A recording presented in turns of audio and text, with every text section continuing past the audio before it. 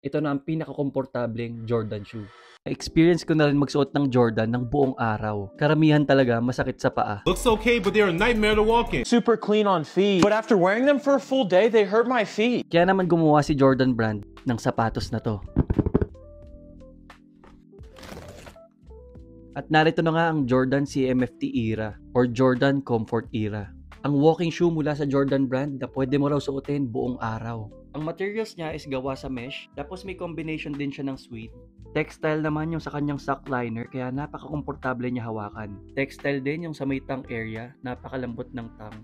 At guys, wide foot friendly nga pala to. Yung cushion niya ay manipis lang at hindi siya sobrang lambot. Pero yung cushion ng insole napakalambot. Parang may cotton yung bedding niya kaya napakalambot.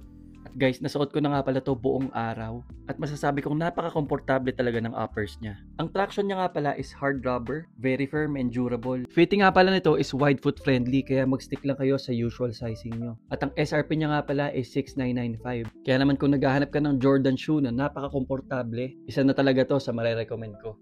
Kahit buong araw ko nga siya suot, talagang hindi sumakit ang paa ko. Kaya naman masasabi kong